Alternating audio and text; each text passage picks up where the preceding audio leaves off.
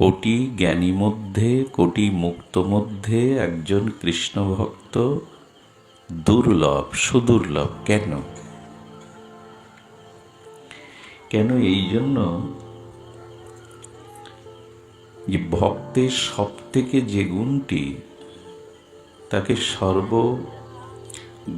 মহানত্বে বারে সর্ব উচ্চত্বে বা সর্ব সুদুর্লভত্বে পৌঁছেছেন ভক্তের চিত্তটি প্রশান্ত আত্মা। শান্ত আত্মা মানে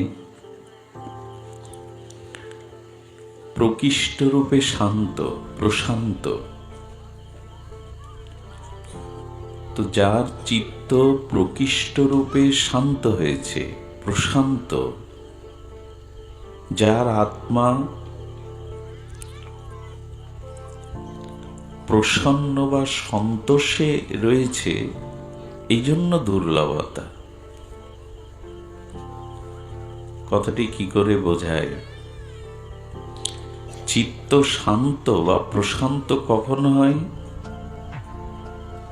যখন চিত্তের মাঝে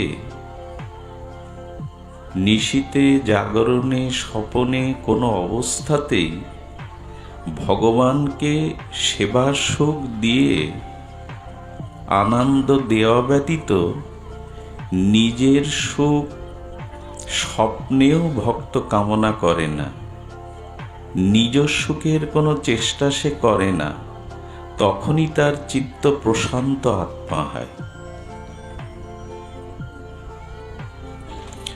যখন ভগবানকে সুখ বা সেবা দেওয়ার খুব ব্যাকুলতা জাগবে, নিজ সুখের নিতান্তই অভাব বোধ করবে যে আমি আমার সুখ চাই না, যেহেতু কোনো কামনা বাসনা নেই, ভগবানের সেবা সুখ আনন্দ দেওয়া ব্যতীত নিজের স্বসুখ আত্মসুখ কোনো বাসনা নেই, তখন তার চিত্তটা প্রশান্ত আত্মা হয়, খুব শান্ত হয়। এটি জ্ঞানীদের, কর্মীদের। এই কি হচ্ছে এখানে? এই এত কোলাহল বাচ্চাদের, এই বাচ্চাগুলোকে থামাও।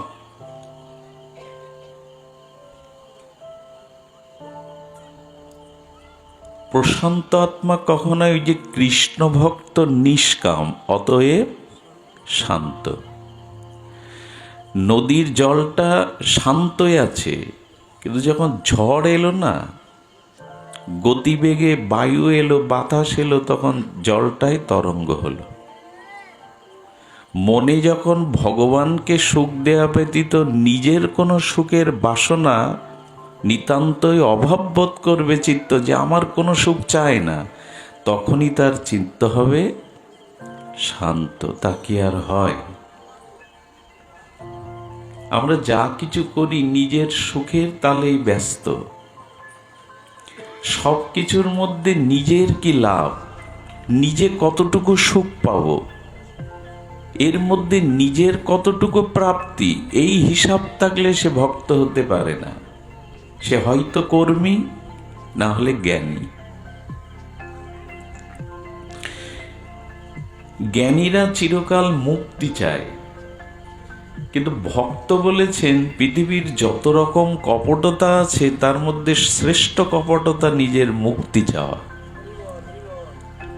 কারণ মুক্তি চাওয়া মানে ওখানে ভগবানের সুখের কোনো বিধি ব্যবস্থা, চেষ্টা নাই। মুক্তি মানে কি? মুক্তি মানে এই যে জন্ম মৃত্যু চক্রে আমরা ঘুরছি কর্মফলে, এর থেকে একটা স্থায়ী সুখ।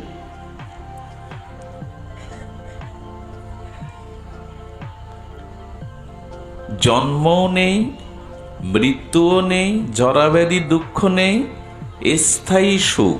এই স্থায়ী সুখটা নিজের জন্য, যে আর জন্মাতে চায় না, আর মৃত্যু কবলিত হতে চায় না, কর্মফলের প্রারব্ধ ভোগ করতে চায় না, নিজের স্থায়ী সুখের নাম মুক্তি। এটাকে কপটতা বল। তার মধ্যে মুক্তিবাঞ্ছা কৈতব প্রধান। চরিতামৃতে বলছে নিজের মুক্তি, নিজ সুখের চেষ্টা চাওয়াটা হলো সব থেকে কপটতা। কর্মী জ্ঞানীকে এখানে এই জন্য প্রশান্ত আত্মা বা শান্ত আত্মা বলা হয়নি।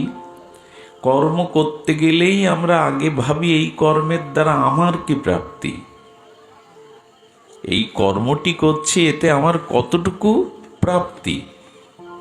আর জ্ঞানীরা তো নিজের সুখ চেয়ে বসে আছে, মুক্তি চায়, মোক্ষ চায়, বলে এগুলি কপটতা। ভক্ত কি চায়?